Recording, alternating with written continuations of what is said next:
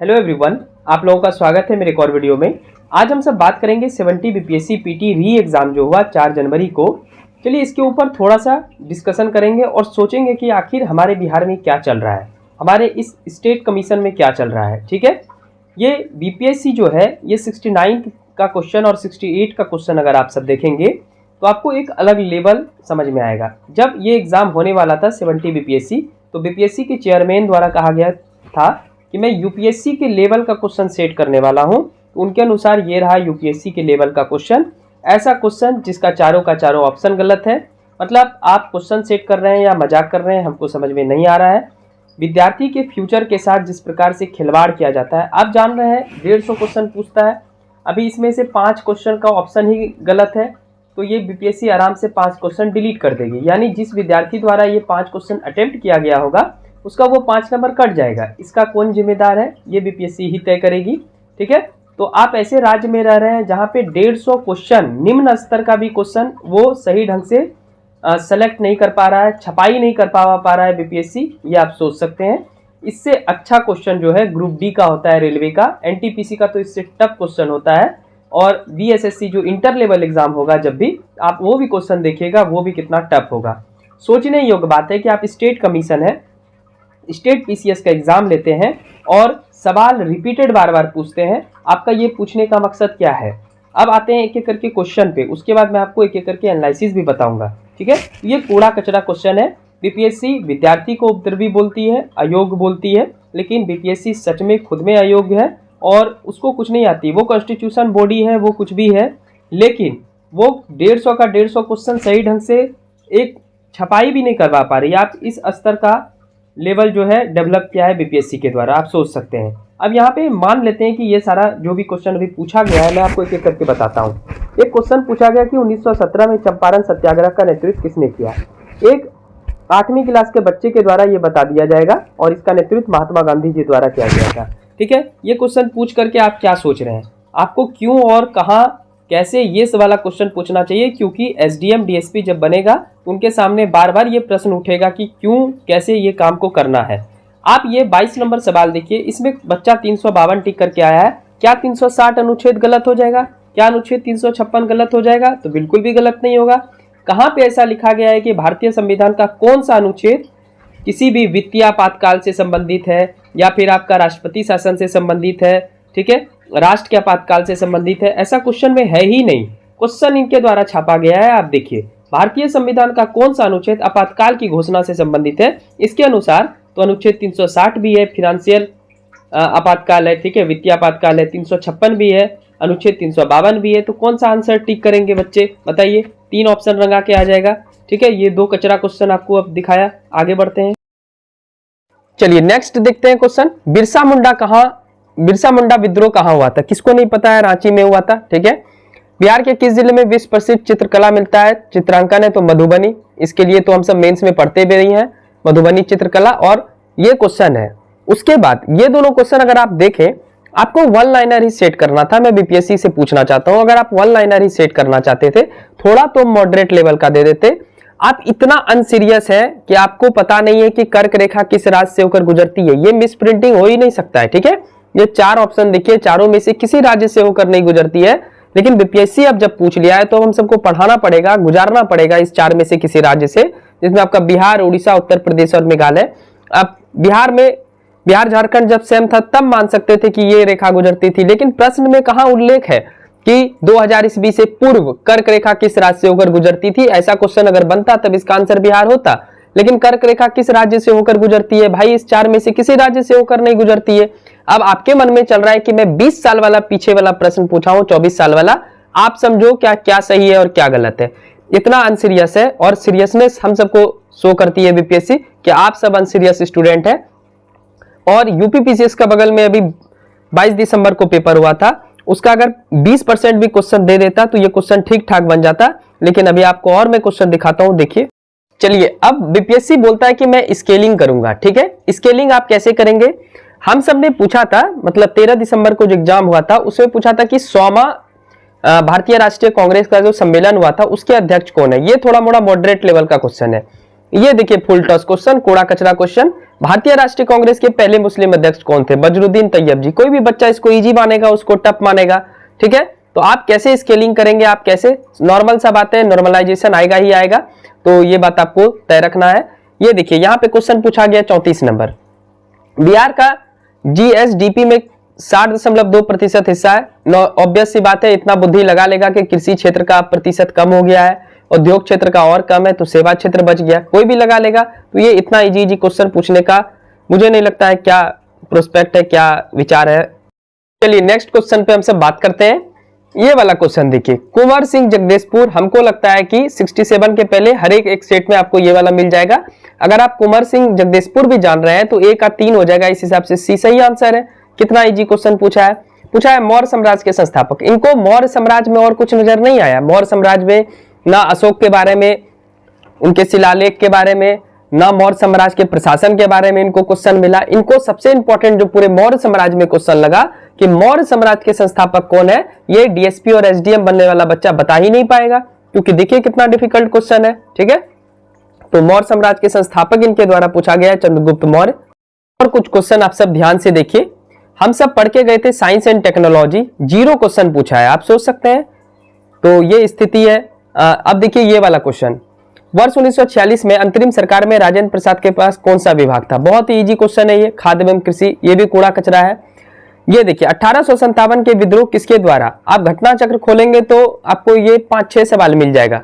प्रथम भारतीय स्वतंत्रता संग्राम के रूप में वर्णित किया गया था, तो वीडी सावरकर। ये वन लाइनर पूछ रहे हैं इनको, और 1857 से रिलेटेड कोई क्वेश्चन ही नहीं मिला, ठीक है। कौन सा देश G7 का सदस्य नहीं है? तो इसका आंसर तो वैसे रूस हो जाएगा। और यहाँ पे ये भी इजी क्वेश्चन है, 7 देश को कौन नहीं याद कर पाएगा? सबसे गंदा क्वेश्चन, बिहार का शोक कौन से नदी को बोलते हैं? किसको नहीं पता है, आप ही बताइए, कोसी नदी को। ये सब कोई क्वेश्चन पूछने का है, मतलब आप वन लाइनर भी पूछ रहे हैं तो एकदम इजी इजी दे रहे हैं। इसका मतलब है बच्चा क्यों पढ़ेगा एक साल, क्यों मोटा मोटा संस्था का, मतलब अच्छे अच्छे संस्था का नोट्स पढ़ के पढ़ेगा। एक लूसेंट का किताब लाया जाएगा, रट लिया जाएगा। आप एक तो आप सब झूठ बोलते हैं, बीपीएससी के जितने भी अधिकारी हैं सब झूठ बोलते हैं जान के। यूपीएससी लेवल का क्वेश्चन होगा, शायद उनके यूपीएससी में यही सब प्रश्न पूछा होगा, तो इसलिए वो इस प्रकार का सेट बनाए हैं, ठीक है। तो ये कुछ और भी प्रश्न मैं आपको दिखाता हूं अजीब। चलिए 72 नंबर क्वेश्चन मैं मान सकता हूं कि ठीक है, ग्रे क्रांति किससे संबंधित उर्वरक हो जाएगा। 73वां क्वेश्चन जो है ये पिछले साल के क्वेश्चन से उठाकर दे दिया है। कोसी मैदान की समुद्र तल से औसत ऊंचाई 30 मीटर।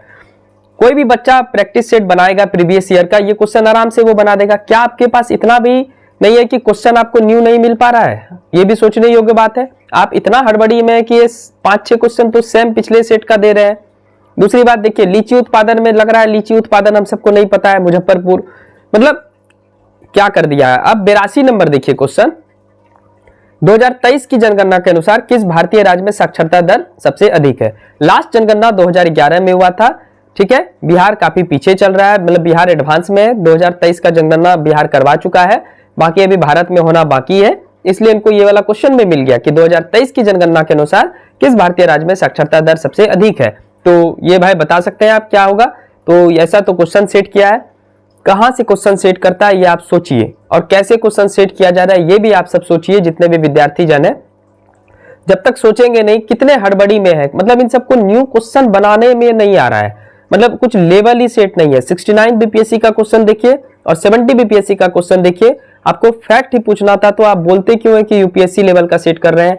ये कूड़ा कचरा क्वेश्चन जो है ये यूपीएससी में नहीं पूछता है। यूपीएससी में जब पूछता है तो हर एक साल कुछ ना कुछ न्यू लेकर आता है यूपीएससी, और ये बीपीएससी है। आप देख सकते हैं बिहार पब्लिक सर्विस कमीशन का पेपर, कोई रेलवे का बच्चा देखेगा, कोई बीएसएससी का बच्चा देखेगा तो इतना हंसेगा इस क्वेश्चन के ऊपर, मैं बोल नहीं सक रहा हूं, ठीक है। तो ये कूड़ा कचरा क्वेश्चन है। अभी और मैं कूड़ा कचरा क्वेश्चन आपको दिखा रहा हूं, और एक दो बात हमसे बात करें।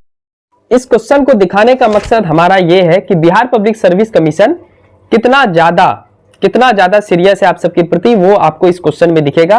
पाटना कॉलेज कब स्थापित हुआ बताइए? पटना कॉलेज अब पाटना कॉलेज बन गया है, तो कॉलेज का नाम चेंज हो गया, आप सब भी चेंज करवा लीजिएगा जो जो इस कॉलेज में पढ़ते हैं। अब ये वाला क्वेश्चन 92 पिछले बार भी पूछा था, इस बार भी पूछ लिया, ठीक है। तो इनके पास न्यू क्वेश्चन आ ही नहीं रहा है, सोचिए आप ही। इस बार जो क्वेश्चन पूछा गया है वो बहुत ही बेकार है, मतलब मैं क्या बोलूं। 2022 में फ्रांस के राष्ट्रपति सबको पता है इमैनुअल मैक्रोन होगा, ठीक है, तभी से वही है। चलिए ये वाला क्वेश्चन थोड़ा बहुत मैं ठीक मान सकता हूं कि गया में अधिवेशन में कौन थे, तो ये ठीक है, इसको मान सकते हैं आप सही क्वेश्चन। आपको दिखाता हूं कितना डिफिकल्ट क्वेश्चन। बिहार राज्य कब प्रतिष्ठित हुआ? तो बिहार राज्य, एक तो इन तीन ऑप्शन में से इसका आंसर उपयुक्त में से कोई नहीं होगा। अप्रैल 1912 में बिहार मुख्य रूप से राज्य बना था। ये देखिए तेल शोधन कारखाना एक ही है हम सबके राज्य में, बरौनी में, तो बरौनी ऑप्शन में है। तो ये सब कोई क्वेश्चन, क्या कोई लॉजिक है इसमें? जरा सा भी दिमाग लगेगा क्या? नहीं लगने वाला है। कुछ और क्वेश्चन देखिए, 4 जनवरी को पूछा गया था, निम्नलिखित में कौन सा विटामिन पानी में घुलनशील है? इतना इजी क्वेश्चन कौन पूछता है? पानी में घुलनशील विटामिन बी और सी है, बाकी सब वसा में घुलनशील है, तो इसका आंसर इनमें से कोई नहीं। भारतीय अंतरिक्ष अनुसंधान संगठन इसरो के 10वें अध्यक्ष अभी भी एस सोमनाथ बने हुए हैं, और चंद्रयान 3, आदित्य L1, ये सबसे सवाल बीपीएससी को नहीं मिला। ठीक है, बीपीएससी एक्सपोसेट 1 जनवरी 2024 को लॉन्च की थी, उससे सवाल नहीं बना। ये सब जितने भी सैटेलाइट है वगैरह है, चंद्रयान 3, अच्छा क्वेश्चन इससे तैयार करने में काहे ने किया पता नहीं। ठीक है, इनको ले दे के एक ही क्वेश्चन बना, इसरो के वर्तमान अध्यक्ष कौन है? ये कितना डिफिकल्ट क्वेश्चन है, आप ही सोचिए। बच्चे को पता है कि इतना न्यूज में है इसरो, क्योंकि काम भी इसरो जबरदस्त कर रहा है, तो इतना न्यूज में भी है, बच्चे को पता है इनके अध्यक्ष का नाम। लेकिन यही आप अगर चंद्रयान 3, आदित्य L1, एक्सपोसेट या फिर कोई भी आप अर्थ ऑब्जर्वेशन सैटेलाइट से क्वेश्चन पूछते तो क्वेश्चन का कुछ लेवल अलग होता। लेकिन आपको ले दे करके, तो चूंकि आपको क्वेश्चन बनाना ही नहीं है, ये बना होगा पिछले ही साल क्वेश्चन मुझे लग रहा है। ठीक है, बस दे दिया जाकर के। ये 4 सेट में देखेंगे तो 13 दिसंबर को जो पेपर मिला था वो सबसे टफेस्ट होगा। 4 जनवरी वाला अभी देख ही रहे हैं, अगर 1-2 पेपर और आ जाता तब आपको और असलियत पता चल जाता। क्या पता अगले वाले सेट में फॉर एप्पल पूछा हो, ये भी पॉसिबिलिटी है सबको। तो इस बार बीपीएससी द्वारा स्टैंडर्ड को मेंटेन किया गया है, आप स्टैंडर्ड देख ही सक रहे हैं। 2023 में G20 शिखर सम्मेलन कहाँ हुआ था? नई दिल्ली। ठीक है, यूपीआई सब यूज करता है, यूनिफाइड पेमेंट इंटरफेस सही है। ठीक है, मान लेते हैं ये 133 वाला सही है, लेकिन ये 129 फिर कैसा प्रश्न पूछा है? और एक और आखिरी प्रश्न पे हम सब चर्चा कर। चलिए आखिरी क्वेश्चन देखिए, बिहार के किस जिले में गेहूं का उत्पादन सर्वाधिक होता है? तो रोहतास। तो ऐसा क्वेश्चन पूछा है, इससे बीपीएससी ने साबित किया कि बीपीएससी आयोग जो है वो सच में अपने आप में अयोग्य है। और अयोग्यता का हद यह है कि मिस प्रिंटिंग है क्वेश्चन में। आपके पास 1 साल का टाइम रहता है, आप 1 साल के दौरान में एक तो मिस प्रिंटिंग वाला सवाल पूछते हैं, ऐसा 4 ऑप्शन देते हैं जिसमें कर्क रेखा मिलती ही नहीं है, ऐसा पूछते हैं जहां पे वो लेखक का नाम भी नहीं नजर आता है। ठीक है, एक क्वेश्चन और मैं इसमें देना भूल गया, उसमें वो 4 ऑप्शन में लेखक जो राइट आंसर है वो है ही नहीं। तो आप ऐसा सोच सकते हैं, आप बोलते हैं यूपीएससी लेवल का क्वेश्चन सेट किए हैं, यही आपका गधावा वाला यूपीएससी लेवल का क्वेश्चन है। ठीक है, तो बस मजाक में इस एग्जाम को लिया जाता है। विद्यार्थी के जीवन के साथ खेलना आम बात है। जनता आके सरकार चुनती है, वोट देती है, और जब वोट देने के बाद सरकार से आप प्रश्न पूछते हैं तो सरकार लाठीचार्ज करती है, और सरकार ये साबित करना चाहती है कि मैं सही हूं, आप सब गलत हो। तो यही आप सोच सकते हैं कि ये जो राज्य है बिहार राज्य, ये साक्षरता दर में क्यों नहीं सबसे आगे है? रीजन यही है, सिंपल सा है। यूपीपीसीएस में जो एसडीएम सेलेक्ट होगा और बिहार में जो एसडीएम बनेंगे, दोनों में कितने का अंतर होगा? वो किस लेवल का क्वेश्चन बना करके एसडीएम बने, और बिहार देखिए किस लेवल का क्वेश्चन बना करके एसडीएम करेगा। तो यही अंतर है, दोनों के प्रशासन कार्य में बहुत डिफरेंस हो जाएगा।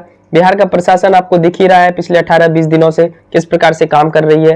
तो इसमें ज्यादा मैं बोलूंगा क्या, मुख्य बात यही है कि जिस प्रकार से 69 का पेपर सेट किया गया था, एक स्केल सेट किया गया था, उस स्केल को 70 बीपीएससी में हमारे चेयरमैन के द्वारा धराशायी कर दिया गया। सिंपल सा बात है।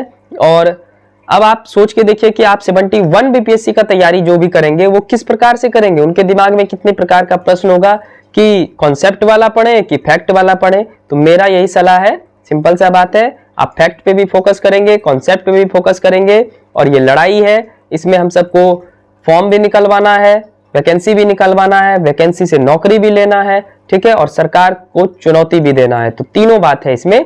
तो इसलिए बीपीएससी को भी थोड़ा सा सुधार करने की आवश्यकता है। आप किस प्रकार के लड़के को, किस प्रकार की लड़कियों को आप चुनते हैं इस वाले एग्जाम के थ्रू, तो वो आपको सोचना पड़ेगा। थोड़ा क्वेश्चन का स्टैंडर्ड बढ़ाइए, ठीक है। आप इजी क्वेश्चन पूछिए, लेकिन इतना भी इजी मत पूछ लीजिए कि बस सब बना के आ जाए। थोड़ा तो लॉजिक रहना चाहिए। आपको पूछना ही था वन लाइनर, तो आप कम से कम 4 जनवरी का तो पेपर में तो हद कर दिया है, और 13 दिसंबर का पेपर में मैं मानता हूं कि थोड़ा सा फैक्चुअल था, पर वो थोड़ा बहुत क्वेश्चन अच्छा था। वो ऐसा नहीं था कि मतलब पूरा ही इजी था, वो मैं नहीं कहूंगा। लेकिन ये वाला जो क्वेश्चन बनाया गया है इसमें लगभग 50 से 60 क्वेश्चन एकदम इजी है, जिसका कोई भी चांस ही नहीं है कि गलत हो जाएगा। तो इस प्रकार का ना दे क्वेश्चन, कोशिश करें कि ऐसा क्वेश्चन बनाए जिससे कि थोड़ा सा लॉजिक लगे, दिमाग लगे उसको बनाने में, क्योंकि दिमाग का काम है। यहाँ पे आपके प्रशासन की तरह लाठी उठा के डंगाने का काम नहीं है।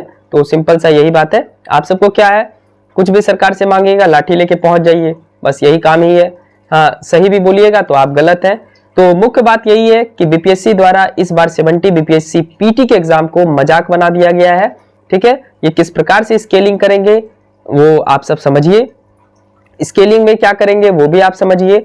आप किसको इजी क्वेश्चन मानेंगे, कांग्रेस का जो राष्ट्रीय अधिवेशन सोमा के अध्यक्ष कौन है, या आप ये मानेंगे कि भारतीय राष्ट्रीय कांग्रेस के पहले मुस्लिम अध्यक्ष कौन थे, किसको आप इजी मानेंगे, किसको हार्ड मानेंगे, किस प्रकार स्केलिंग करेंगे। स्केलिंग मुख्य परीक्षा में होता है पर आप कर रहे हैं। ठीक है, जबरन जो भी है करवाया जा रहा है, मतलब यही समझ लीजिए कि इस 70 बीपीएससी के 2000 पोस्ट को किसी तरह से 2000 आदमी को नौकरी देकर के इस झंझट को समाप्त किया जाएगा। ये स्टैंडर्ड सेट किया गया है बीपीएससी आयोग द्वारा। तो LHS बराबर RHS प्रूव्ड होता है कि बीपीएससी एक आयोग नहीं अयोग्य संस्था है। बस इतना ही मैं कहना चाहूंगा। माफ करते हैं कि ये कॉन्स्टिट्यूशनल बॉडी होते हुए भी अपना काम सही ढंग से नहीं कर रहा है, रियल बात है ये। ठीक है, चलिए अब हम मिलते हैं नेक्स्ट वीडियो में कुछ 71st के स्ट्रेटजी के साथ। और all the best for 70 BPSC mains. कोशिश करिए, देखिए अगर सुप्रीम कोर्ट द्वारा कुछ भी सुनवाई होता है, सफलता मिलती है तो ये बहुत ही अच्छी बात होगी। और एक बार पूरा पेपर होना चाहिए, बिल्कुल होना चाहिए। और एक पेपर एक शिफ्ट में 12 से 2 के बीच होना चाहिए, इसका समर्थन मैं भी करता हूं। और होगा तभी जाकर के, और ऐसा क्वेश्चन तो ना ही पूछे तो ठीक है। ठीक है, थोड़ा सा मॉडरेट टू हार्ड लेवल का रहे, तब जाकर के एक मजा आता है एग्जाम देने में। ये एग्जाम देकर भी जिसका 120 सही हो रहा होगा वो भी टेंशन में होंगे, जिसका 90 सही हो रहा होगा वो भी टेंशन में होंगे। तो ये बात है। चलिए मिलते हैं नेक्स्ट वीडियो में। Thank you and thank you so much. Channel को जरूर सब्सक्राइब कर लीजिएगा, और टेलीग्राम चैनल का लिंक डिस्क्रिप्शन में होगा, जहाँ पे टेस्ट होता है वहां पे ज्वाइन कर सकते हैं और टेस्ट दे सकते हैं। Thank you and thank you so much. God bless you to all.